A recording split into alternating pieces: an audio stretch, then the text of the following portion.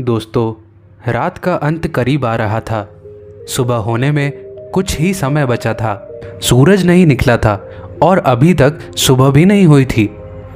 ऐसे शांतिपूर्ण और शांत ब्रह्म मुहूर्त के दौरान अपने शरीर को थोड़ा आराम देने के लिए बोधिसत्व गौतम ने अपने शरीर को एक बरगद के पेड़ के नीचे रखा और जल्द ही उन्हें नींद आ गई। उस निद्रा अवस्था में एक के बाद एक 5 स्वप्न प्रकट हुए। यह भविष्य की घटनाओं की ओर इशारा करने वाला एक आभास था। जैसे जैसे सपने धुंधले होते गए, बोधिसत्व जाग गए और उन सपनों के अर्थ पर विचार करने लगे। तो दोस्तों, उनके सपने कुछ इस प्रकार के थे। पहला सपना, बोधिसत्व गौतम ने उनका विराट रूप देखा। वह संपूर्ण भारतवर्ष की पावन भूमि में विचरण कर रहे हैं, मानो उन्हें जमीन पर लिटा दिया गया हो। उनका तकिया हिमालय की सबसे ऊंची चोटी है। उनके पैर कन्याकुमारी तक दक्षिण की ओर बढ़ रहे हैं और दक्षिणी हिंद महासागर को छूते हैं, मानो सागर उनके चरण धो रहा हो। दाहिना हाथ पश्चिमी समुद्र यानी अरब सागर पर और बायां हाथ पूर्वी समुद्र बंगाल की खाड़ी पर इस तरह टिका है मानो अपनी हथेली और उंगलियां धो रहा हो। दोस्तों, इस स्वप्न से एक बात स्पष्ट होती है कि सिद्धार्थ गौतम सामान्य लोगों की तुलना में महान बनेंगे। ऐसे भावी बुद्ध की यह एक महान दृष्टि थी। उनके महान प्रभावशाली व्यक्तित्व और लोक मंगल वाले उपदेशों का प्रभाव पूरे भारत में फैल जाएगा और फिर दक्षिणी, पूर्वी और पश्चिमी समुद्रों के साथ साथ उत्तरी हिमालय के माध्यम से पूरे विश्व में उनका धम्म फैलेगा।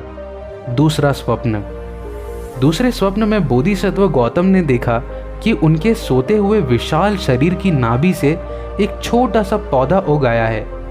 वह तेजी से बढ़ता हुआ 1 गज, 1 बास, 1 योजन, 1000 योजन ऊंचा हो गया और अनंत आकाश में फैल गया।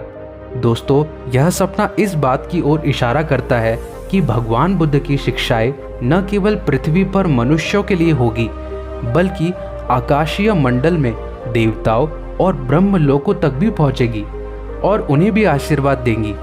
बोधिसत्व गौतम बुद्ध बनेंगे और देवताओं और मनुष्यों के न्यायाधीश होंगे। तीसरा स्वप्न। दोस्तों, तीसरे स्वप्न में बोधिसत्व गौतम ने देखा कि चारों तरफ से कई छोटे छोटे प्राणी उनके चरणों में गिर रहे हैं। वे ब्लैक हेड्स के साथ सफेद रंग के होते हैं। यह स्वप्न इस बात का पूर्वाभास था कि कई काले बालों वाले और सफेद वस्त्र धारण करने वाले गृहस्थ भगवान बुद्ध के चरणों में शरण लेंगे और लाभान्वित होंगे। सफेद वस्त्र और काले बाल गृहस्थ जीवन के प्रतीक है। उनके वस्त्र भगवा नहीं है, सफेद है। उनके सिर मुंडा और बालों वाले हैं, यानी उन्होंने गृहस्थी का त्याग नहीं किया है, बल्कि गृहस्थ है जो सांसारिक जीवन जी रहे हैं। उनकी संख्या त्यागी सन्यासियों और भिक्षुणियों से कई गुना अधिक होगी। चौथा स्वप्न।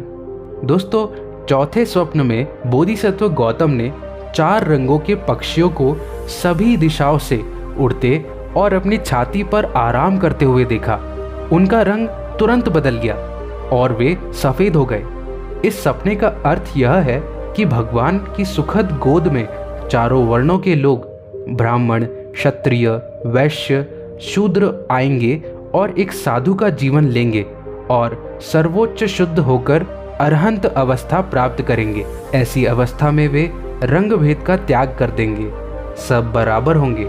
जिस प्रकार गंगा जैसी नदियों का जल समुद्र में विलीन हो जाता है और अपना व्यक्तित्व पीछे छोड़ देता है, उसी प्रकार सारा समुद्र जल बन जाता है। सभी को शुद्ध धार्मिकता में आत्मसात किया जाएगा। 5वां स्वप्न। दोस्तों, 5वें स्वप्न में बोधिसत्व ने देखा कि दुर्गंध युक्त गंदगी का एक बड़ा ढेर था। वह उस पर से चले आ रहे हैं, लेकिन उनके शरीर पर किसी भी गंदगी का स्पर्श नहीं होता है। इस सपने का अर्थ बताता है कि परम सत्य को प्राप्त करने के लिए बोधिसत्व को संन्यास का मार्ग अपनाना होगा और मानव समाज से दूर वन क्षेत्रों में रहना होगा।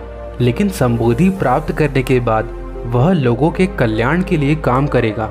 जिस समाज में दुर्गंध फैली है, उस समाज में असीम करुणा के साथ कल्याण करेगा उस समाज को मुक्ति का मार्ग सिखाएगा। इसमें उनके परिवार के सदस्य जैसे पत्नी, बेटा, माँ, भाई आदि का भी योगदान होगा। वे दूषित वातावरण में जड़ जमाए समाज में रहेंगे, लेकिन पूरी तरह से अलग और अनासक्त होंगे। दोस्तों, जिस समय इन सपनों का अर्थ सोचा जा रहा था, उसी समय सेनानी गांव में रहने वाली सुजाता की नौकरानी वहां आ गई और उन्हें देखने चली गई। उसे वटदेव समझकर उसने अपनी स्वामिनी को बताया। जब चिंतन समाप्त हुआ तो सुजाता खीरी से भरा पात्र ले आई और उस खीर को ग्रहण करने के बाद बोधिसत्व ने ध्यान लगाया। दोस्तों, इस घटना के 24 घंटे बाद बोधिसत्व ने बोधि वृक्ष के नीचे दूसरी रात की पूर्णिमा को सम्यक संबोधि प्राप्त की। बोधिसत्व गौतम के सारे अनुमान सही थे। बोधिसत्व अवस्था में एक एक कर सारे सपने साकार होते नजर आए।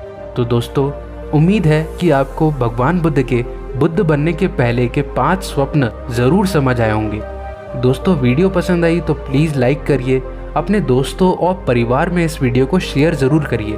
अगर चैनल पर नए हैं तो प्लीज़ हमारे YouTube चैनल द अम्बेडकराइट बौद्ध को सब्सक्राइब ज़रूर करिए। धन्यवाद। नमो बुद्धाय।